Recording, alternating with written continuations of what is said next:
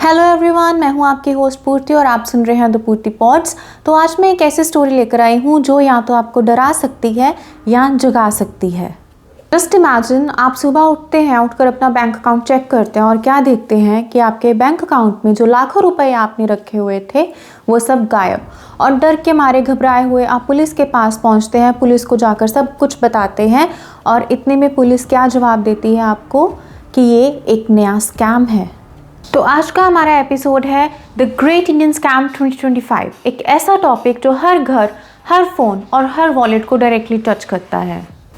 तो छोड़ो नेटफ्लिक्स और वेब सीरीज, असली थ्रिलर तो यही है और असली विलन है डिजिटल डाकू। दोस्तों, अगर आप सोच रहे हो कि स्कैम सिर्फ आज के ज़माने में ही हो रहे हैं तो आप गलत सोच रहे हो। इंडिया का सबसे बड़ा स्कैम था हर्षित मेहता स्कैम 1992 में, जहां स्टॉक मार्केट के रूल्स को तोड़ मरोड़ कर करोड़ों रुपए की लूट की गई थी। फिर साल 2008 में हुआ सत्यम स्कैम। एक आईटी जॉइंट ने अपने फेक अकाउंट्स बनाए और देश का भरोसा तोड़ दिया। और आज डिजिटल युग में स्कैमस्टर्स के पास है आपका फोन, आपके एप्स और आपका पूरा डिजिटल फुटप्रिंट। साल 2025 में स्कैम्स का पैटर्न थोड़ा बदल गया है। पहले फेक डॉक्यूमेंट्स होते थे, अब फेक एप्स होती हैं। पहले सिग्नेचर्स चुराए जाते थे, अब वॉइस और फेस क्लोन किया जाता है। अब बात करते हैं कुछ ऐसे रियल केसेस के बारे में जिन्हें सुनकर आप शॉक हो जाएंगे। साल 2023 और 24 के बीच में क्रिप्टो स्कैम ट्रैप भी आया। एक दिन हैदराबाद के एक स्टार्टअप फाउंडर को चाइनीज क्रिप्टो एक्सचेंज से कॉल आता है और उसने उस कंपनी में अपने इन्वेस्टर्स के 80 करोड़ रुपीस लगा दिए और अगले ही दिन वो कंपनी बंद, प्लेटफॉर्म गायब और पैसा हवा। अब बात करते हैं फेक लोन एप्लीकेशंस के बारे में। साल 2024 में यूपी के एक छोटे से शहर में रहने वाले एक स्टूडेंट ने एक ऐसे ही किसी फ़ोन ऐप से 2000 रुपये का लोन लिया। जब उसको वो 2000 रुपये वापस करने में थोड़ा सा डिले हुआ तो उसकी न्यूड पिक्चर्स उसके फ्रेंड्स और उसके रिलेटिव्स को सेंड कर दी गई ताकि उसको ब्लैकमेल करके उससे और पैसा लिया जा सके। यही है dark side of digital finance. ऐसा नहीं है कि ये जो स्कैमर्स हैं ये सिर्फ आम आदमी को ही टारगेट करते हैं। बॉलीवुड सेलिब्रिटीज़ भी इनके टारगेट का निशाना बने रहते हैं और ऐसे ही कई बॉलीवुड सेलिब्रिटीज़ के यूपीआई आईडीज़ तक लीक हुए हैं। और एक एक्ट्रेस ने ट्वीट करके ये भी डाला था कि उसके अकाउंट से 25 लाख रुपए चोरी हुए हैं और जब पता किया गया तो जानकारी में ये सामने आया कि स्कैमर एक 19 साल का बच्चा था जो कि बिहार से था। अब सोचने की बात यह है कि अगर सेलिब्रिटी सेफ नहीं है तो हम आम लोग कितने वल्नरेबल हैं ऐसे सिचुएशन में।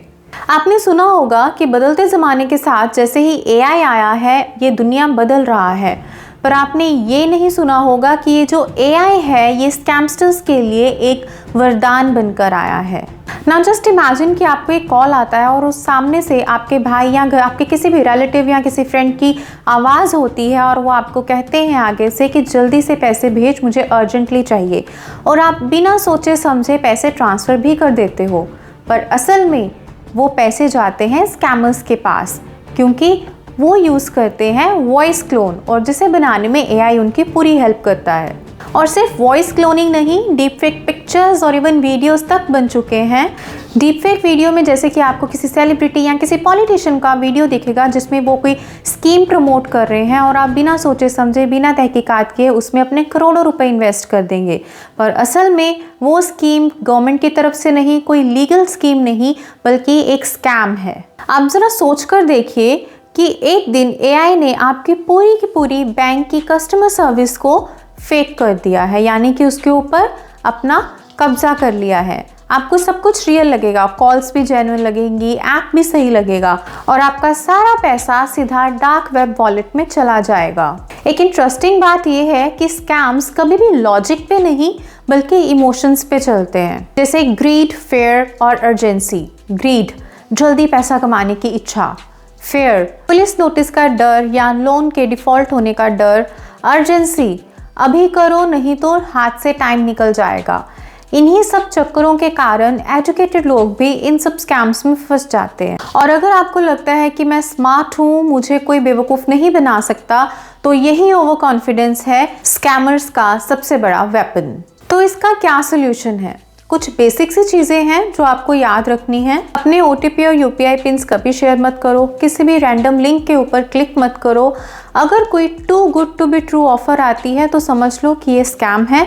RBI वेरीफाइड ऐप्स ही यूज़ करो और सबसे इम्पॉर्टेंट बात, अपने पेरेंट्स, अपने एल्डर्स को इन चीज़ों के बारे में अवेयर करो, क्योंकि सबसे बड़ा टारगेट स्कैमस्टर्स उन्हें ही बनाते हैं क्योंकि वो डिजिटल सेवी नहीं होते। उन्हें नहीं पता कि टेक्नोलॉजी कैसे वर्क कर रही है, क्या हो रहा है, क्या नहीं हो रहा है। So it's your duty to educate your parents and your elders. अब मैं आपसे एक सवाल पूछती हूँ कि क्या आपने किसी तरह का स्कैम अपनी लाइफ में फेस किया है?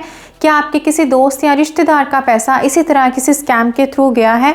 अगर हाँ, तो अपना एक्सपीरियंस नीचे कमेंट सेक्शन में ज़रूर शेयर करो। हो सकता है कि आपकी कहानी किसी को बर्बाद होने से बचा ले। तो दोस्तों, स्कैम्स सिर्फ पैसा चुराने की कहानी नहीं है, ये भरोसा तोड़ने की भी कहानी है। अगर हम अवेयर नहीं होंगे या अपने आसपास के लोगों को अवेयर नहीं करेंगे तो स्कैमस्टर्स हमेशा हमसे एक कदम आगे रहेंगे। तो इसी के साथ खत्म होता है हमारा आज का episode the great Indian scam 2025। और अगर आपको आज का एपिसोड इन्फॉर्मेटिव लगा तो लाइक कीजिए, शेयर कीजिए और सब्सक्राइब करना मत भूलिए। Thank you.